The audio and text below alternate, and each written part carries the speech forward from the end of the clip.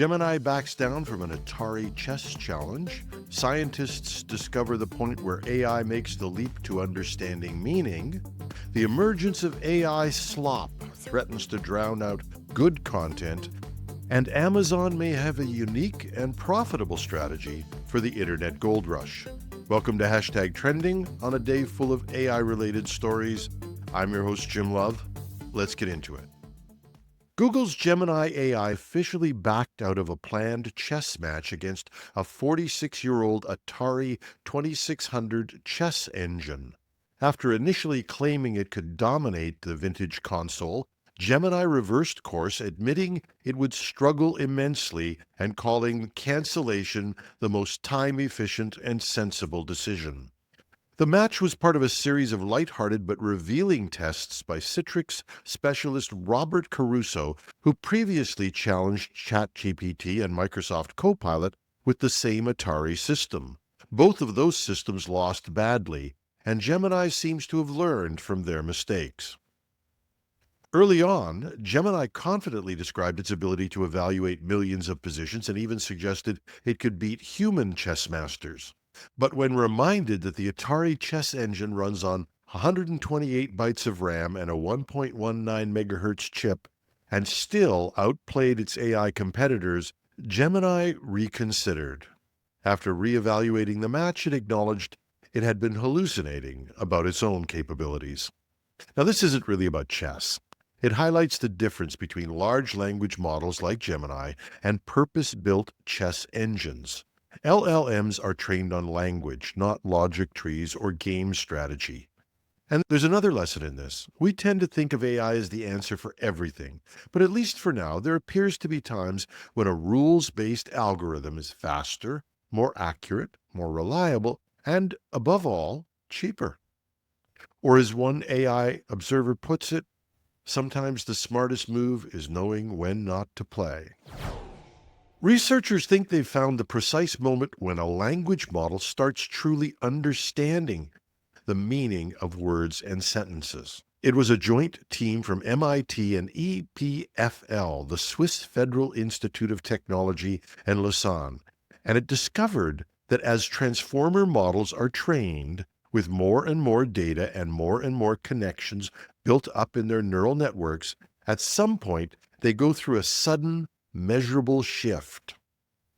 Early in the training, the models rely heavily on structure, things like syntax, word order, position, and sentence structure. But after being exposed to enough text, they abruptly start appearing to understand the meanings of words themselves, switching from syntax, the mechanical structure and position, to semantics, the actual meaning. It appears that this is not a gradual evolution. It's a sharp transition and a sudden change in state, compared by the researchers to something like where water, after raising its temperature, suddenly reaches a boiling point and turns into steam. They call this a phase transition, and they say it happens in physics all the time. In AI models, it appears that a similar thing occurs.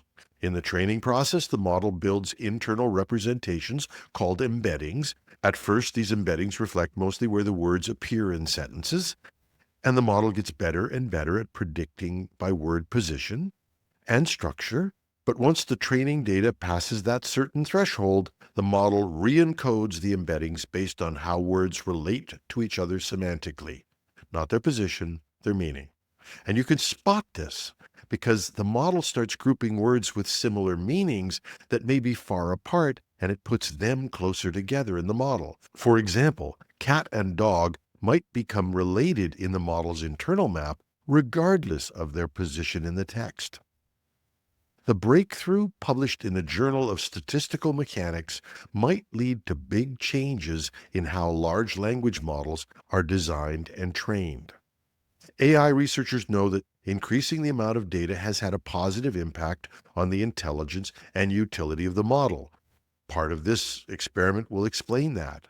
But if we extend the parallel to a physical phase shift, is there a point at which adding additional data has lower or perhaps no additional impact on the model's abilities? Is there a point at which it will hold the model back? It suggests that exposing a model to just enough data to reach this phase change may be more efficient than simply throwing more and more data at it. But it also gives researchers a start at one of the great questions of our time. AI researchers will tell you, we really don't understand what is happening in these models. And with this theory, we might be on our way to, for want of a better phrase, understanding how AI begins to get language, not just at the output layer, but deep in the structure of how it thinks. We all know that AI can create content faster than anything we've ever seen before. But creating it is only one step. Somebody has to review it. And across all industries, the people responsible for that work are drowning.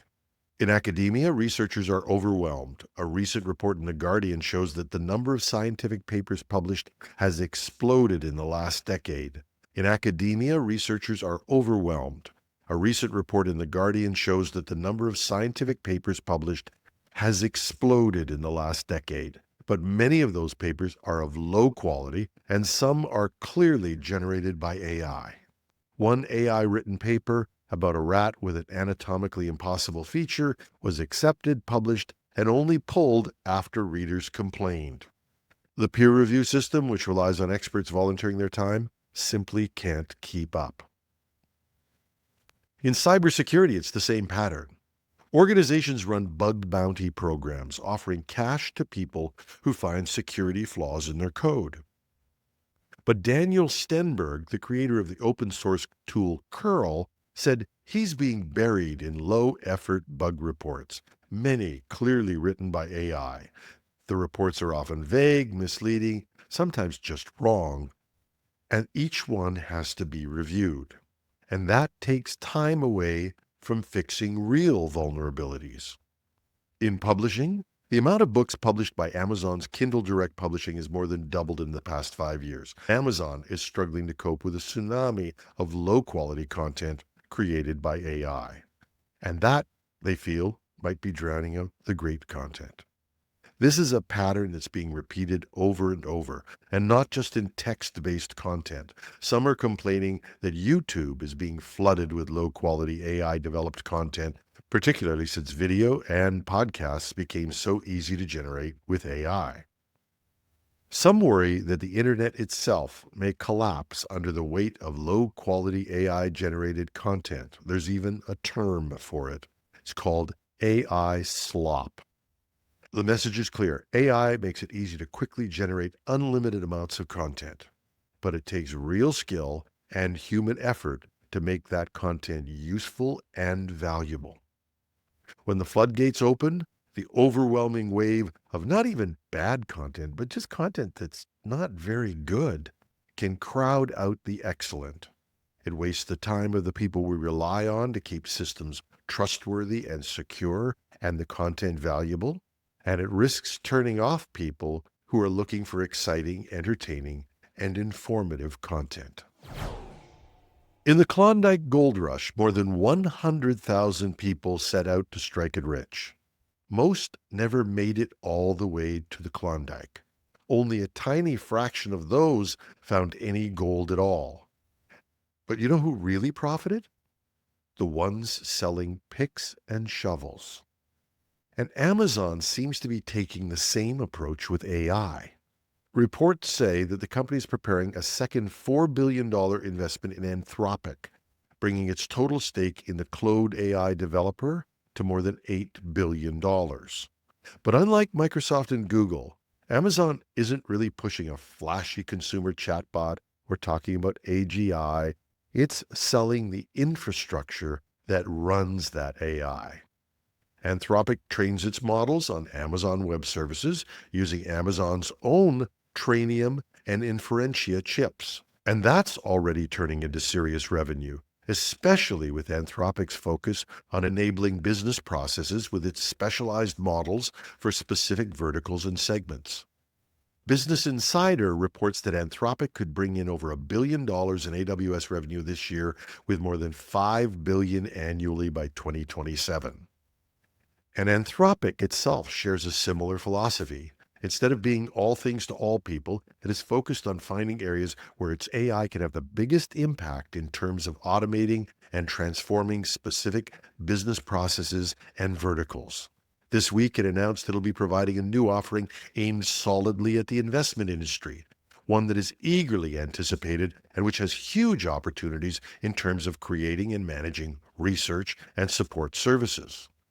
So by backing Anthropic, Amazon isn't just investing in a startup. It's acquiring a tool that is a showcase for AWS and quietly positioning itself as the company that powers the AI revolution, regardless of which model wins. And in doing that, although it's investing billions of dollars, most of that investment is in the form of processing cycles, largely on its own chips and in the data centers it needs to build anyway to support the AI-driven growth in its hosting business.